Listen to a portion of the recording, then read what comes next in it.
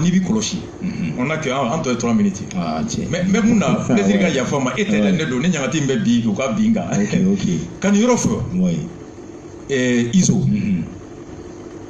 anga pisiki yere sa ko coup d'état akake ka bi se kan kisibi mali kono oui mais il va quoi en 1994 je crois CDAO il y a texte d'ota n'a pas fait texte additif de gouvernance halinta kala bekatani Alpha Mor Konaré était le président du Mali oui a seba konado o CDAO jamana be jamana nyemoko mana ta chugala chuga min te kala fliye o jamana sembe bo betula bebi datigula ni nyemoko min tara kala fli la no bora e ka sura ka wati maseni chuga min te kala fliye o jamana bebi datigula kelemeto damana.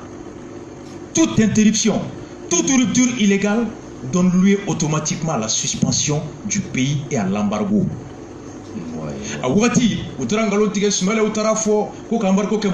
C'est un texte qui a été adopté au moment où Alpha Mor Konaré était le président. Jamana folo mi ya sosoni saria folo il a parlé au Niger de Baré Maïnassa. Oh, bibina. Ala kan kisala kana tcheja. Ibeka katara. Institution Pekati, Assemblée Kati, Cour constitutionnelle Kati, Cour suprême Kati, ni Bekati. Automatiquement texte va appliquer.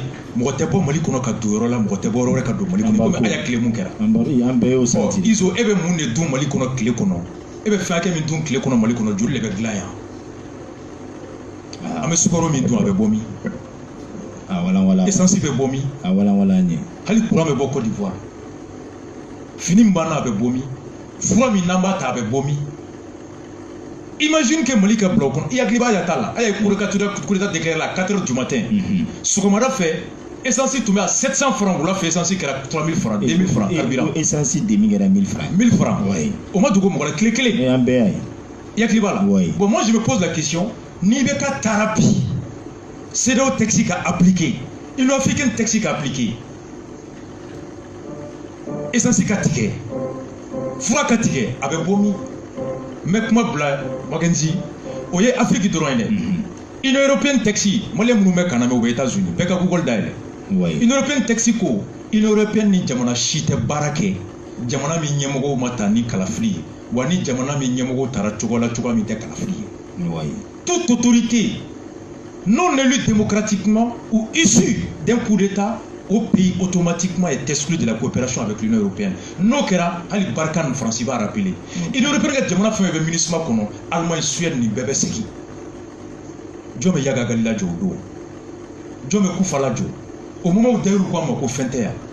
États-Unis ulu ka taxi bete neni bube ye nyongo sur États-Unis mois de mars. Bekata Google ka bube compte ntara et VOA de interviewé.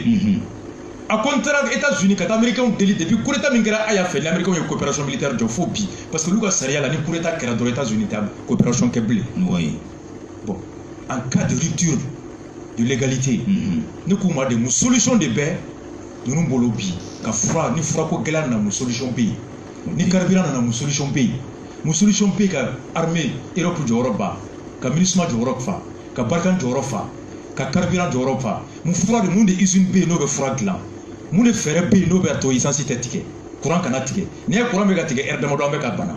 Nous ne ferons pas nos bateaux baloko tete cette ana. Moi c'est tout cela tout cela que je me pose. C'est pourquoi je dis hali no sur coup d'état solution yi avec wolo muna. On a ka jamana don kama. A kololon de ka buwa bien nafa.